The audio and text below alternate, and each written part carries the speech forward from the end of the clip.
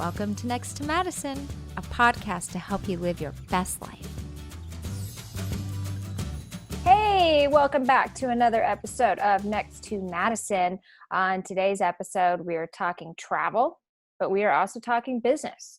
We are in COVID times, which none of us could have ever prepared for or expected it to go this long. It has absolutely derailed so many people with careers they thought were what they wanted, and maybe now they're looking to make a change. And the guest I have with me today is somebody who took that risk, realized she wanted something different for her life, and decided to start a business.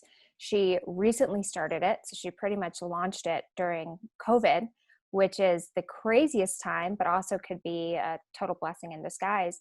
It is a travel business, so we're going to talk about that, because as the world starts to open back up, we are going to be traveling, and we obviously want those amazing travel tips and business advice and all that good stuff. And hopefully this episode today inspires you to, make some changes if that's what you're looking for, or even plan your next trip. So and please, just a reminder to subscribe, rate and review us. It would help us out a lot. I would appreciate it so much.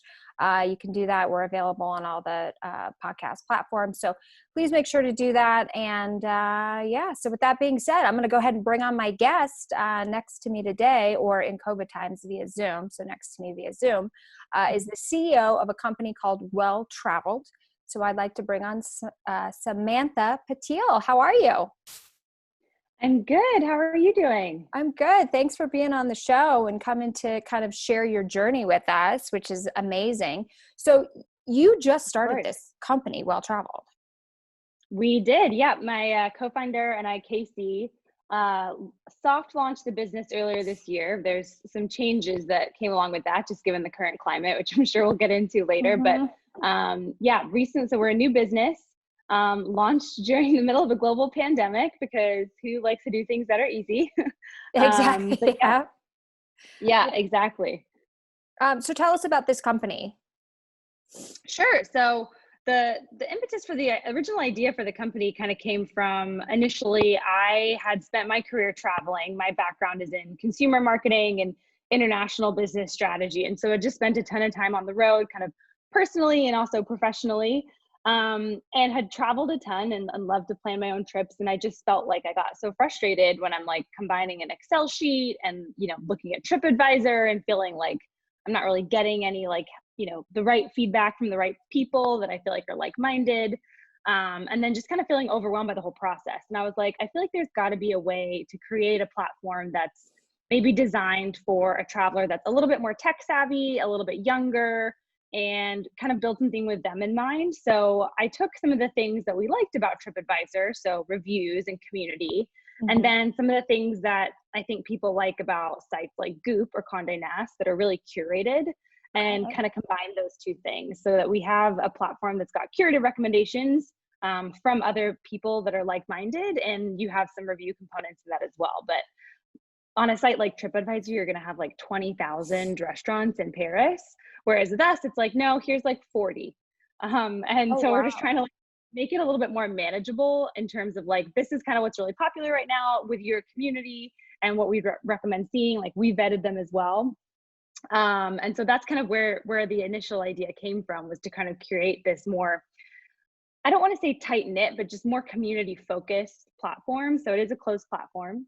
And then it kind of has evolved into what it is today, which is now we offer a booking service for members as well, which has been really cool to see people get value out of that, even with everything that's going on. So what does it take to be a member?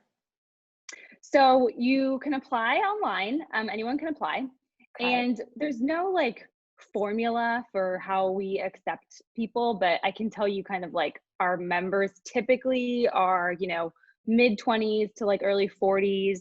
They're traveling internationally a couple times a year, pre-COVID, up to like 10 times a year domestically. So they're spending like, 30 nights or so on the road. So they're frequent travelers. Okay. They prioritize travel in their life, and they don't mind spending a little bit of money on travel. So the way I often talk about it is we're trying to serve that customer that's kind of in between budget and luxury, which is a lot of Mhm. us. But I Yes. think that, yeah, right. The industry has typically really been split into those two categories. You've got like Expedia, sites like TripAdvisor, they're all really catering to like a super budget conscious customer. And then you've got like very high end, like luxury travel agents or really premium resorts that are catering to that high end customer. And there's not a lot that I've seen for people in the middle. So we're trying to kind of capture that person that's graduated from being a budget traveler and like maybe wants to spend a little bit more money on their hotel, but they're also not going to spend, thousands of dollars a night on a hotel, or they're probably not flying first class, stuff like that. Okay. And so how can you Yeah. ensure as a traveler that you're getting the best deal? So that's actually a really interesting question. So I think there's a really big misconception that you're going to get the best deal through an OTA. And an OTA is an online travel agency. So that's like a hotels.com, that's an Mhm. expedia.com, but it actually doesn't really work that way. So a lot of times those companies, they have a lot of marketing dollars. So they're going to promote that they have the best rate, the cheapest rate. They all have the same rate because they can't Interesting. actually lower the price beyond a specific threshold that the hotel has given them. That said, they also have to make money too. So they're actually marking up those prices as well. So and then the last piece is those platforms are typically you're getting like the worst inventory. So when you book on one of those sites, you're getting like the room next to the elevator or the stairwell or the ice machine or like the room that doesn't have the nice view, like all the kind of like leftover inventory that the hotels have. That's what goes to those kind of like budget platforms. Then when you look at booking like Wow. with a hotel direct, you're always going to get the best rate with the booking with the hotel direct. They're starting to get smarter about how to advertise that to people, but it's like a huge misconception that these sites are actually offering different rates. And then you take it a step further, and if you actually work with like someone like us or a travel agent, you're going to get that best rate and you're going to get a bunch of perks. So one, you're going to get your trip managed for you. Two, someone's going to help you if things go wrong. A lot of times we can get members things like free upgrades. We can kind of like push to get them like special perks in their room or like specific room requests. We give every one of our members gets a welcome gift when they book with us. And then, if things Wow. go wrong or need to cancel, like there's going to be a lot more flexibility when you're working with someone that has a relationship with these properties. So it's complicated, but to get the best deal, to answer your original question, is actually going to be working with a travel agent or a membership club like us. That's kind of basically your advocate for your trip planning. Which is interesting because I actually was booking a room on hotels.com last January. Mm-hmm. And I was kind of going through some of the sites and I was looking for a room to fly somebody in for a meeting. And it looked like a great deal. And then when you went to check out, there was like a $40 fee or Yep. something like that. It Mm-hmm. was almost like double in price Totally. um, for this. And I'm like, hold on a second. Like, this is the rate that I wanted to lock in. It seemed like a really good rate, but then they add this crazy fee, and then you had to pay like, and the guest had to pay another fee when they got to the hotel. And I'm like, Yeah. okay, this is just crazy. Sneaky. Yeah, because I think that a lot of people today in this digital world are thinking, well, everything's done online, so Yeah. I'll just go through one of these sites. But we've talked about hotels. Is that the same for the airlines? Yeah, definitely. So we don't advertise flight booking on the site, but we can definitely do it for members, and we have done it. And same thing. Yeah, I mean, if you work with an agency, one, they're going to find you the best route. I think a lot of times, like, I know I end up ripping my hair out, especially if it's like an international trip. I'm like, okay, am I going to Mykonos via London? Do I need to go via Athens? Like, and you spend hours of your life trying to figure out, like, what is the cheapest flight for the least amount of time that I have to be in the air? Yeah. And when you work with someone like us, like we even like kind of like a team of air experts that we work with, one of our partners, and they're really able to help figure out all those little nuances. So the best rate, not only the best rates, but the best route, and then also the best planes, because it makes a really big difference. Like if you're on a new plane flying, 9 hours to London, or if you're on a plane that is actually, from the 70s and hasn't been updated, like it's old seats, no entertainment in the console or in the seat back. So things like that is kind of like, the average consumer doesn't know and wouldn't be expected to know. Like you can kind of leverage a lot of like insider knowledge from working with people that kind of like are experts in the area.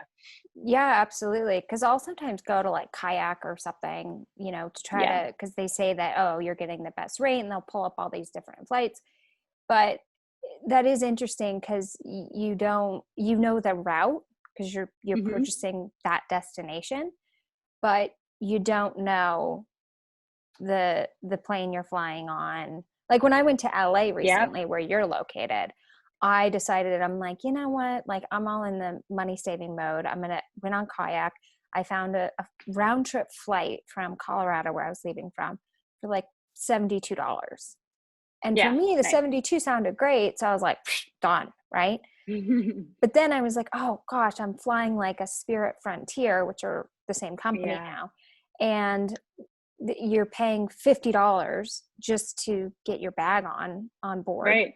So that ups the price all of a sudden. And then they have, no beverages or anything. So you've got to buy all that at the airport because they don't offer water or anything like that. Exactly. So you're really going back up to that original price. Plus, they were packing these people on this flight like sardines. Where I flew JetBlue during the time, which is a more affordable airline, but they kept the middle seat open. Yeah. To give you a little more comfort during these times. Right. So the price looks sexy, but the trip was not sexy. Exactly. Right. Yeah. I mean, like the pricing thing is really interesting. And the more I've learned about this industry, the more it like drives me nuts. I feel like it's intentionally confusing. And so we're trying to kind of like help demystify it. Like our whole thing is like, we want to be really transparent with our members.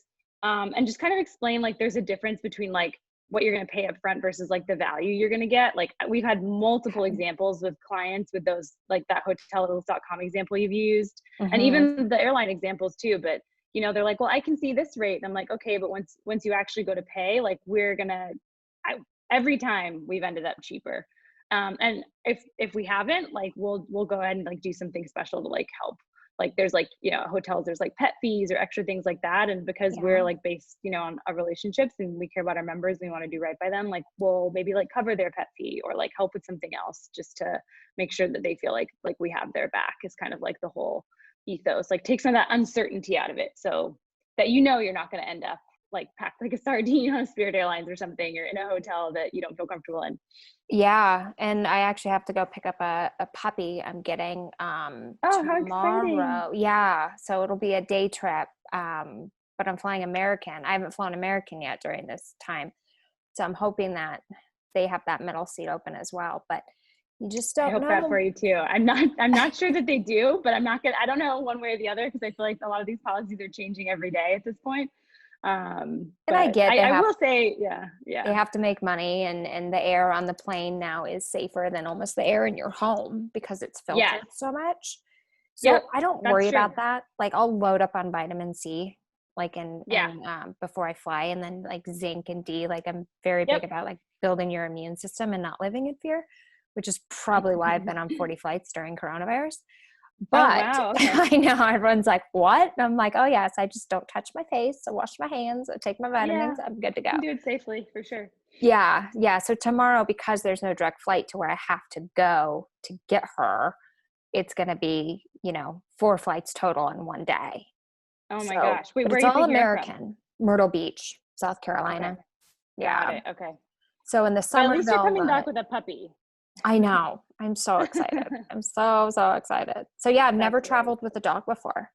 So this will be first time. We have a dog. He's right here. You probably saw him jumping around, but we've traveled with him a few times, and it's actually really nice. Like traveling with a dog, people are so nice to you at the airport. They're just like, oh, can I pet your dog? And now it's obviously a little different. We got to have like boundaries with people, but like it was a really nice way to travel. Like kids are happy and people are kind of smiling at you.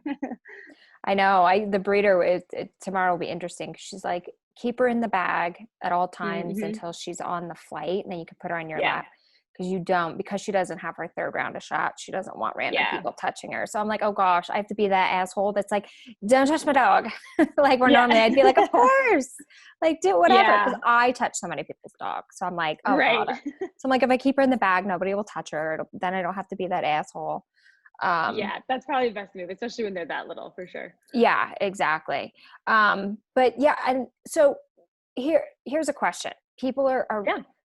they're, chomping at the bit to go book a vacation. I've been talking to my friends and I said, we got to Hmm. book, like, either go to Florida where it's open or book like some beach vacation for the winter. Cause I said, all of us are going crazy. They know more about COVID. It's safer now. Like, we got to do something, but we're all kind of on different budgets. So we're trying to Hmm. book something that would be luxurious, but under 1,500. Yeah. What is your advice to hit that threshold if you're at a very low specific budget? Yeah, I mean, again, like it's going to be working with like someone like us or a travel agency, because again, like a lot of times if you're able to give them a budget, you can work with us and we can kind of like work some magic to make that happen. And we're going to have, again, like most of the time, better rates, and we can kind of like come up with a plan that makes sense for you based on your budget. So that's like one of the first questions we ask people when they're trying to book something with us is like, do you have a budget? Because some people don't, and that's okay too. Must be Uh-huh. nice. Yeah, But exactly. most most people do. So I think there's a misconception that I think working with travel agents, you're going to get like upsold, or like, someone's going to be pushing you in a certain direction. And honestly, I'm sure that happens. The same way with kind of like, real estate agents. I think sometimes people are like, okay, well, there's like, they're commission based. So like, how does this work? But for us, like, we're really just trying to make sure like the member's taken care of, and that if you guys have a budget, then that's something that we can cater to, versus you kind of trying to like piecemeal it together on your own. Mm-hmm.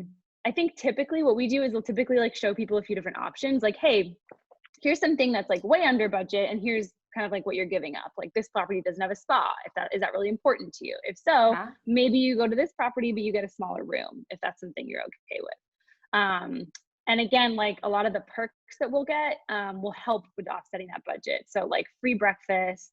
We often get like resort credits too, depending on the property you're staying at. Like you'll get like spa credit, or a lot of times now they're doing food and beverage credits. Mm-hmm. Like $100 a room or something like that, which also helps with the cost as Yeah. well. So yeah, little things like that I think can really add up, especially if you're like, hey, there's a group of us going, we want to make sure that we're under this certain price point. Definitely. So do you guys work with uh, sites like Airbnb? Like, if a group is traveling, they wanted to rent a home versus staying Yeah, at a we do. hotel? Okay, Yeah. perfect. Yeah, we can help with whatever you're looking for. And I mean, even like to a certain degree. So right now, since we're new, we have one membership tier, Uh-huh. our founding membership tier, which is complimentary for at least a year. Oh, And in cool. the new year, we'll be launching a couple different tiers. And the base membership is always going to be free, because we don't want that to be a barrier to entry for people to join the platform. Yeah. But then we'll have some more premium tiers where you're getting more of like the concierge service, like, help with kind of any little thing that you might need. Like we had someone ask us for, Thanksgiving restaurant recommendations in Tahoe last week, a couple of days Yeah. before, because they were looking for somewhere to go and things like that. And someone from our team will get back to her and make sure that she has some options. Okay, that's great. So yeah, it just kind of takes all the other guesswork out of travel. So you can just get there and chill. Yeah, totally. And I think like it's interesting too, because I think you look at kind of the history of travel agents, and even like a lot of these like online travel platforms like hotels.com and Expedia and things like that. And I feel like you had like in the 80s is kind of like the heyday of travel agents. Like nothing was really online. You couldn't book anything online. So you did it all kind of like with an individual person. And then there's this kind of boom of like all these online platforms where people were like, oh, I don't have to talk to someone. I can just go online and book things. It's so easy. Yes. And so now I feel like we're kind of coming back around to people being like, okay, well, I've kind of had some bad experiences with that. So we're trying to kind of like become like a hybrid version of like, all right, well, let's come back to what was so great about working with an agency and working with people that were really experts in this field. But like, I come from a tech background. So I'm like, let's layer some technology into that and make it more Yeah. streamlined and try to make it an easier process and kind of redesign that system for today's traveler. That's all. I mean, that's just so inspiring. I remember, I got to tell you this story because it was a travel story. So it was back before everybody, I was in college. It was before everybody kind of was always going online to try to find their trips. And Mm-hmm. I was in Boston, and I found, we were on a a very tight budget because we were college kids. And I wanted to go to an all-inclusive, some sort of like Caribbean type destination. So I called up a travel agency called BJ's Travel in Boston. And Okay. they said to me, yes, we can match your price or get your budget with an all-inclusive, which would include food and drinks and the flight and the hotel for 7 days. But there are some, caveats, I think is the right word. You will not know, you'll have a flight, but you won't know the hotel you're staying at until you arrive in the country. And I was like, oh, okay. But they're like, but they're all going to be 5-star and you're going to be happy with them. But we do it this way so then we can put you at one of our properties that maybe has an opening. So this is how we can get it cheaper. So I'm just like, that sounds great. It's going to be 5-star, all inclusive. I don't really care where I go. But I knew I was going to Jamaica, right? So we had the plane tickets to Montego Bay, and they said you're going to check in at this one place when you get there, and then they'll put you on a shuttle and they'll take you to your hotel. It could either be in Montego or it could be in Negril or Ocho Rios. I'm like, fine. So we get on the bus, and there was younger college kids that were getting on different shuttles, and then it was us and like all baby boomers. I'm like, what the heck? Like, are you kidding me? So we end up going to this hotel, and seemed a little quiet, but it was nice. They gave us drinks, and nobody's really by the pool. And then all of a sudden, out of like the corner of my eye, I just see a butt naked dude. And I'm like, no. What? Oh yeah, we got booked at a swingers nudist colony for 1 week. As a 20-year-old college kid, greatest trip of my life. Because I was like, this is going to make the greatest story. Let me tell you something. I've been on a lot of trips. This is the trip I still talk about. And oh my God. You just couldn't believe it. You were like, there was no warning. The only warning I got was, are you okay with like a topless beach? And I was like, yeah, that's fine. They didn't tell me, are you okay with like a fuck fest? Which is basically what it turned into, right? So we obviously didn't participate, thank God. So STD free. But I'm telling you, like, people are like, watch porn. I'm like, I've seen it live, like everything you can think of. Oh my God, that is wild. Yeah, it was the resorts. Don't put it on your thing unless they're looking for it. Hedonism Pier, very famous resort in Negril. But the positive, I've never heard anything like that. That is wild. But I will tell you, the drinks were great. The food was great. Okay, well, they better be, right? Restaurants were great. You had like nipples hanging out all the time, but like if you're not super prude, like you're good. They had this massive water slide, and the one benefit of being at a nudist colony was that you could go down the water slide butt naked. So like there is no drag. You just fly down this thing into this pool. But that's what happened to me. And that wasn't why it was the last time I ever used a travel agency. It just happened to be the last time I'd ever booked a travel agency. I wouldn't be surprised if it was correlated at that point. Oh yeah. But they were like, oh, we need younger people at this property. Here we go. Hook, line, and sinker. We got these people on a budget. We're just going to send them there. Oh my God. But it was absolutely insane. I mean, and it wasn't a time where like you could bring your cell phone to talk to people. So you were kind of like, once you left, you were gone. The phone was off and that was it. So when we got back, I mean, we had some of the craziest stories. I wouldn't have changed that trip for the world. I mean, it was one of the craziest experiences I've ever had. I mean, I spent 7 days at a nudist swingers resort. I learned a lot about that lifestyle. Not for me, but I don't judge. And I feel like maybe going to that place made me not judge. Yeah, Like, totally. Not for me, but like, if that's what you're into, like, I got a great vacation resort I can recommend that you would love. Yeah, right. I mean, that's so funny. Like, you kind of made me think of something where I talk to people about this a lot. But like, when you travel, and like people, like, it's obviously something that I think human beings like want to explore and go and see different places. I feel like people always say like, oh, travel with someone and then you learn a bunch about them. But I also, and obviously you learn a lot about like different places that you go to and different people that you meet, all like that. But I've also found that you end up just like learning a lot about yourself too, and like how you handle different situations, and whether it's Totally. super, super uncomfortable, or Yeah. how do you actually enjoy relaxing, or are you someone that really does prefer to do like activities and be energized in that way, or meet new people or stuff like that. Like I mean, that's why, it's unfortunate, obviously, with everything going on, but I think like people want to travel again. And I think it like Yeah. helps make them feel connected to other people, whether they're traveling with someone or meeting other people or learning about something different or new outside of their experience or whatever. So, Yeah, it's true. It definitely opens your eyes in very different yeah, ways. yeah, yeah. Mine happened to be with seeing every shape of man I could imagine and every penis size I've Oh ever my God. I've seen them all. I've seen every single penis, Oh, and I'm I didn't so have to sorry. touch them, so that was good. That's Oh no, I love good. it. I mean, I wasn't a comedian when I went, but like this is like obviously Oh, I what had great that. fodder. Yeah. Yeah, I had that in me. But that's the thing too, is when you travel, you have no clue where you're going until you Right. physically get there. And I learned that the Yeah. hard way. Yeah. That's Like, really true. Yeah. I mean, I thought I was showing up at like a Marriott with a pool on the beach. Like I had Yeah. no idea like Pretty different. what the heck was about to happen. But yeah, it was a very interesting place. So if you ever meet a swinger, now you know where to send them. Okay. Yeah. Perfect. Because it is that I Oh, mean, it's okay. beautiful. The food was great. The pools were awesome. The slide was great. The slide was my One favorite. small caveat. Yeah. Yeah, right. You just have to watch people fuck all the time. That's all. If you can handle that, you're good to That's it. go. Yeah. Oh my It's like gosh. every bachelor party's dream, right? Yeah. Right. Yeah, but every fiance would be like, I don't think so. So let's Yeah. switch gears into um, starting a business, because I feel that Sure. in this time, people are thinking, whether maybe they were in hospitality or maybe they were in some sort of entertainment, and they're thinking, I still like that part and it's still part of me, but I feel like I need to shift gears and do something a little bit different that's almost Yeah. pandemic proof. Hopefully we'll never go through Hmm. this type of thing in our lifetimes, but something, I feel that this changed people. This Yeah. readjusted priorities. What was once important might not be as important.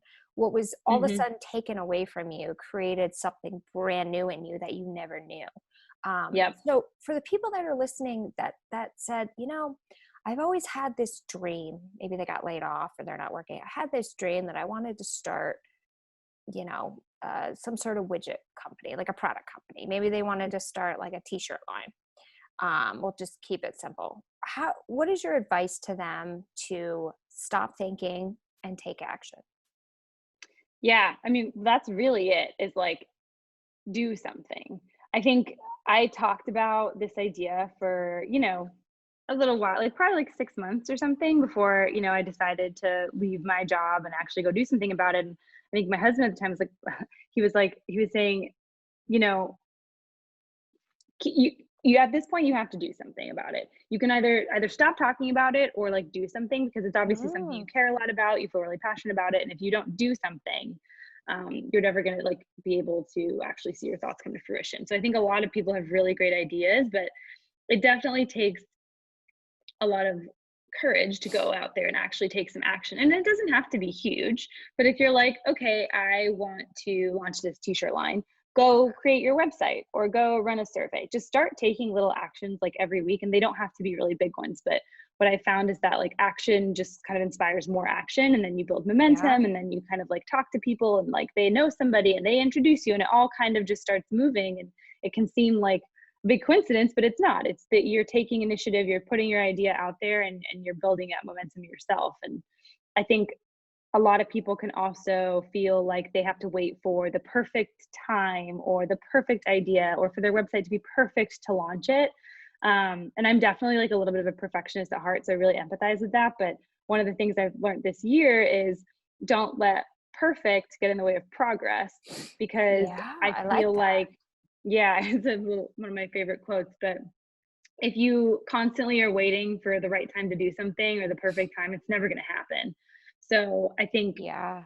getting out that email that's maybe like 80% of the way there is better than never sending that email, or launching the site before you have like everything all figured out is better than never getting it launched, because you're always trying to make it better. Um, So that's kind of my, I think, biggest piece of advice. So, and another obstacle that I think a lot of people have is finances.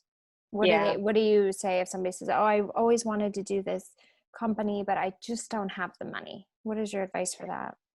Yeah, I mean, that's obviously really important. And I think for me, that was a big decision going into it. I mean, I'm fortunate that I'm married, we have dual income. I was able to have built up myself a cushion so that when I did leave my job, I had, you know, at least a year of runway that I could run off of, where I was able to like not take an income and work on this full Yeah. time and dedicate all my time to it and not just be splitting nights and weekends, things like that. So um, that is obviously really important. And I think if people are like, well, I don't have any money, well, I think there's maybe, if you're serious about this, there's probably some things that like maybe you can cut back on, or maybe it's, you know, if you want to prioritize that in your life, then it's like, okay, maybe you're not going out to like dinners, or maybe you're Yeah. um not spending as much on clothes, or, you know, dog toys. It's what I end up Yeah, spending a ton of money on, right?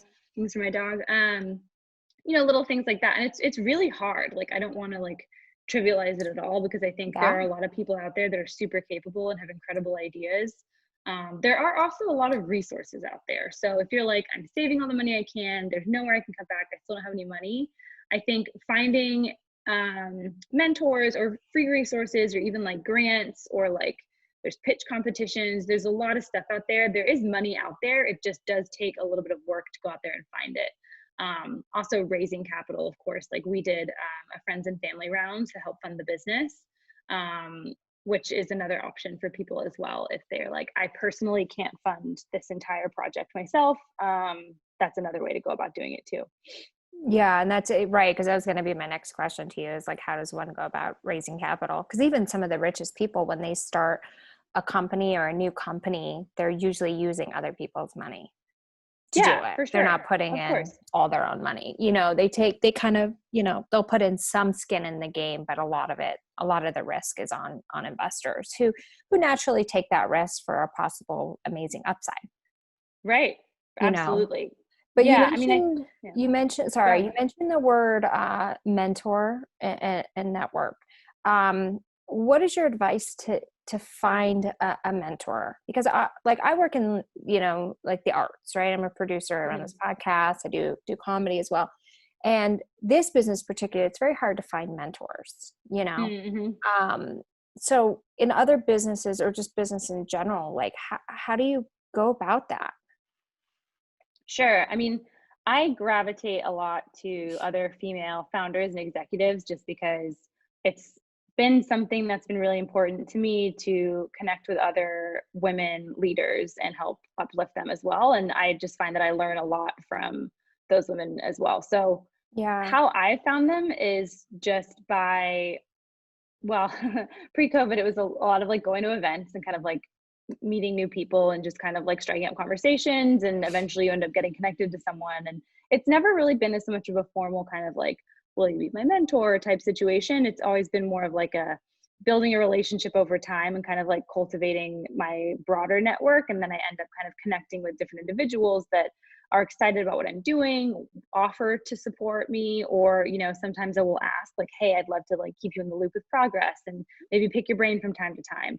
And that's kind of like how I've approached it, and then kind of like building that relationship over time with them. I will say Okay. there are a lot of online communities, and there's probably some that are industry specific. There's ones like Create and Cultivate. I know it tends to be more entertainment focused. There's an organization I'm part of, which is called Dreamers and Doers.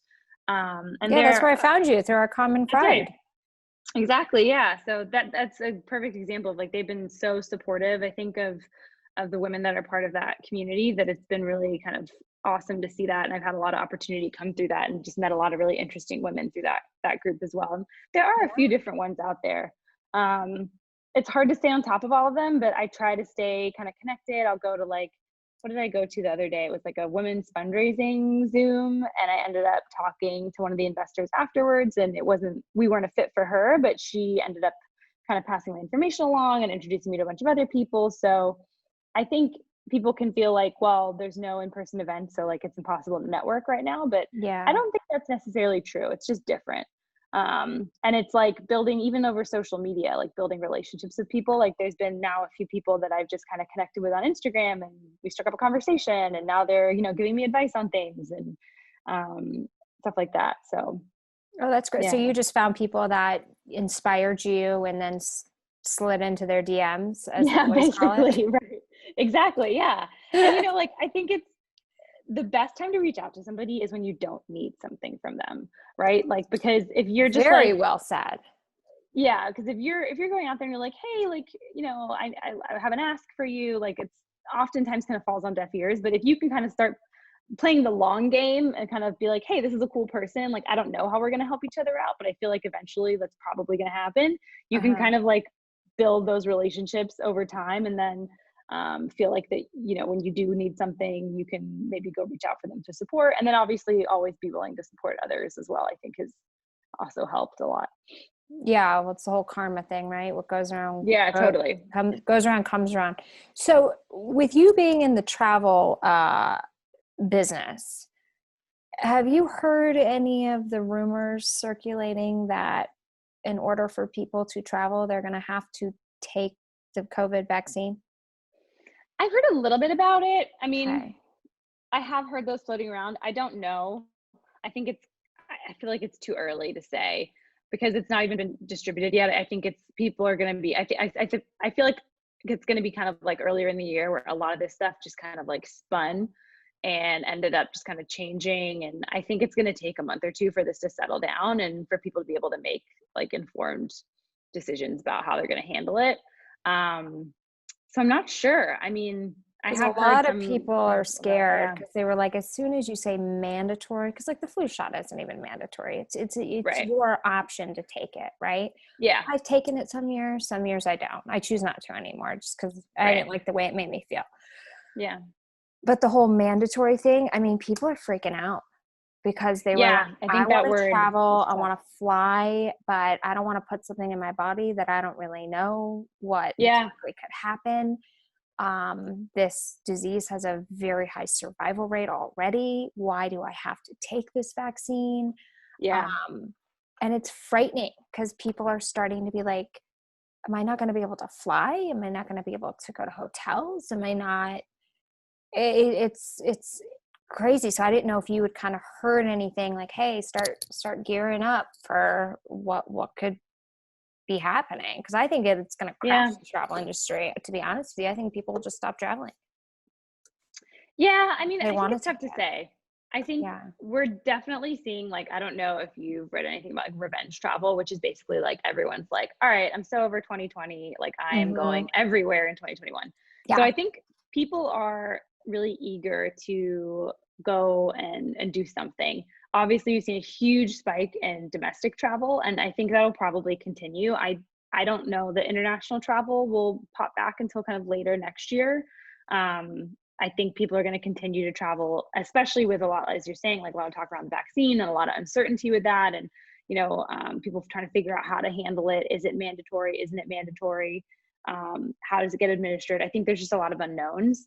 But yeah, I mean, I think it's definitely going to look different. And I think people should be prepared for travel to look a little bit different. I think it's still going to be doable, but I think trying to figure out how to do it safely is still, I think, people are trying to figure out what the best path forward is. So in the meantime, like we've seen so many members do road trips. Some people are flying, definitely. But I think for the most part, we're seeing when people can drive, like that's what they're doing.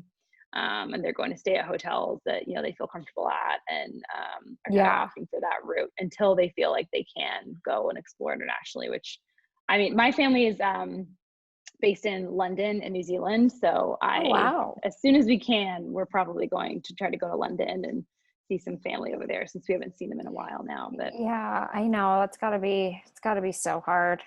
yeah, But yeah, you did hit on that thing, is everyone's just got to do what's best for you. I think we've come into a very judgmental time in our, we have, the Great Awakening, but this judgmental time, and it's, do what's best for you. Like, I've flown a lot because I personally feel safe, but I would never tell anybody, oh no, right, you're ridiculous, just fly. Do right. what's best for you. But I always stress this: build your immune system. That will Yes. keep you safe, build your immune system. But yeah, and that is the thing. I think that, at the end of the day, so if you don't want to take the vaccine, don't take it. You do. I mean, who are we to say? But hopefully it's not mandatory, because that's where I get a little like, whoa, we're turning into communism, Yeah, it'll be interesting to see how it plays out. Because I'm not sure. Yeah, I will definitely be paying close attention though as things develop. But I think it's like when it becomes safe, or this kind of, it becomes like not a big deal anymore. It just kind of becomes like the flu. We just deal with it, but we know how to handle it. Whether it's with a vaccine or not, I think people are going to be traveling more. I know I am, because I always had this like bucket list of places I want to go. Like, I really want to see Jesus's home and all that. That's very important to me. I also want to like go and, see Pompeii. I want to go and just these amazing historic, because I love history so much, that I haven't done. It was always on this list of like, I'll do it when I sell this show or this project or this business deal. And I think what we've learned from this is like, stop living in the future and just figure out a way to do it now. And I think what people don't realize, and maybe you can correct me if I'm wrong, is that traveling internationally is not that expensive. Yeah, I mean, there's definitely ways to do it on a budget. There definitely are, and it's really kind of, I mean, it depends where you're going. Obviously, London is not a cheap place to go, and neither is Paris. But that said, like, you can still figure it out. Like, a lot of people will, stay in a cheaper hotel because they're not going to be there most of the time. They're going to be out and doing stuff during the day, or things like that. So you can definitely be able to do it on a budget for sure. Yeah, because I think, and that's a point too, is I think we've all learned that, we all could die at any moment, and life is not guaranteed, and we do all have an expiration date. We don't know when it is, and to get out there and just don't wait, so to say, right? Yeah. I mean, I think that's what a lot of people learned this year is like, man, like I should have taken that trip when I had the chance, or, like they kind of felt like, they kind of missed out on some experiences, like you said, that they kind of wish they could have had. So I think we will see a lot of that in terms of people kind of like embracing their kind of like present moment and feeling like, yeah, I do want to prioritize spending on this experience over buying like this bag or something, Absolutely. And so have your members started booking out to late spring for international travel, or is it still kind of on the don't know yet?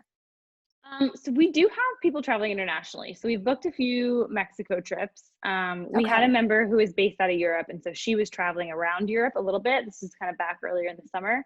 But for the most part, I would say like 95% are domestic.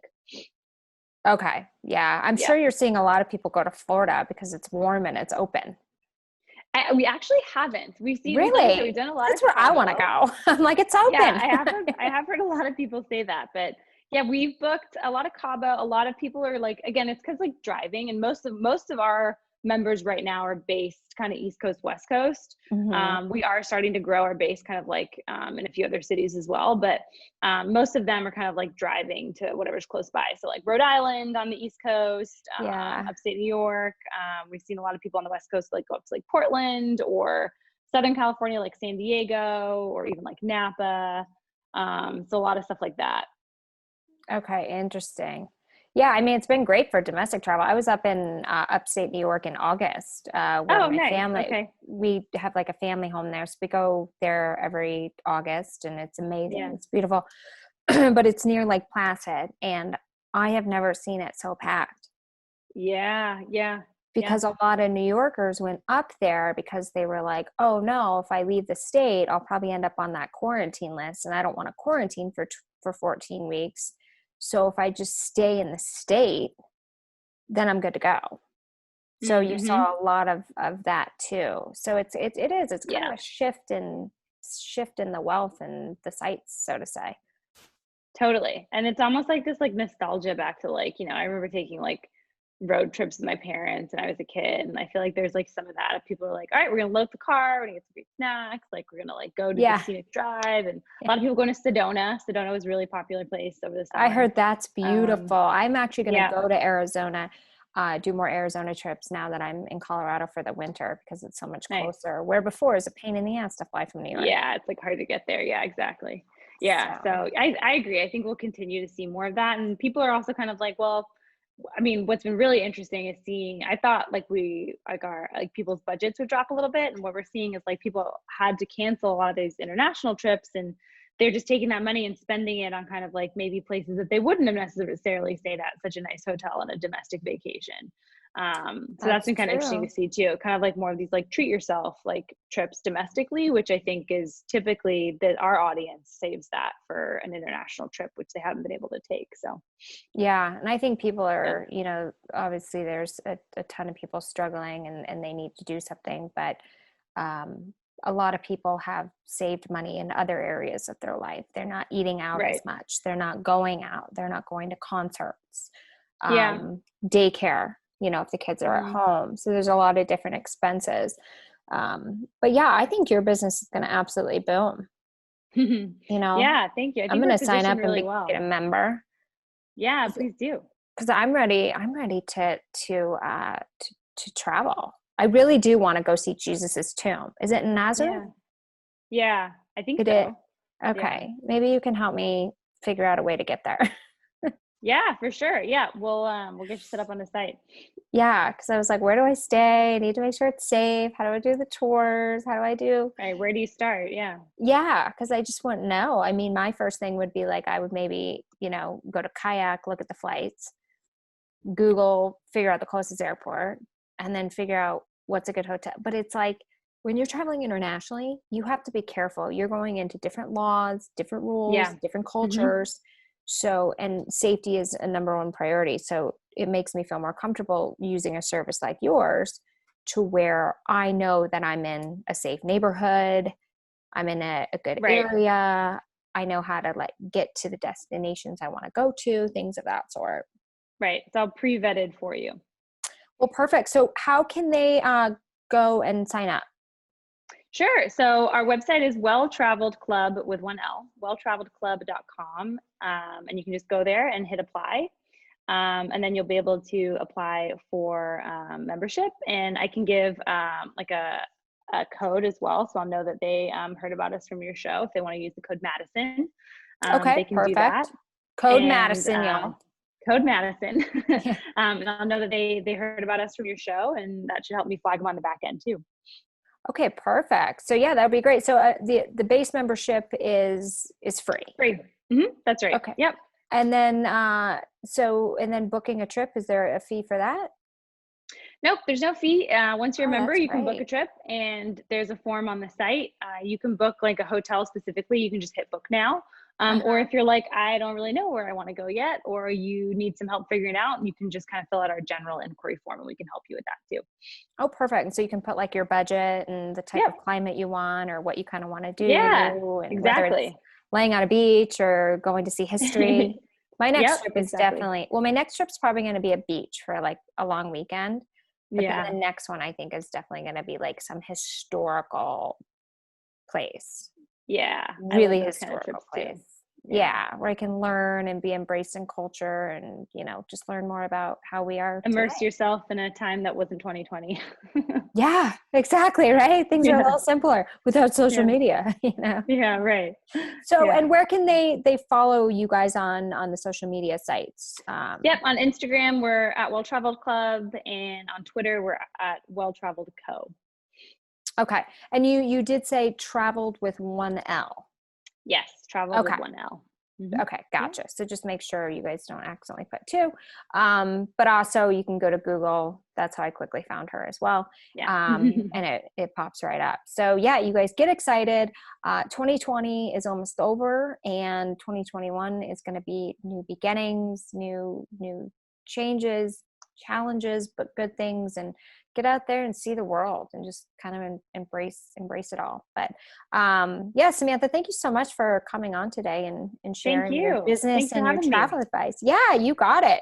And you guys at home, thank you, or at home or wherever you are listening. Thanks again for tuning into another episode of Next to Madison. And we'll see you next time to find out who's next. Hey, your host here, Madison Malloy. Please make sure to subscribe to the show on all podcast platforms, and please rate and review us on iTunes and Spotify. Also, if you have any questions or comments, you can email us at contact@nexttomadison.com. I thank you again for listening. Bye.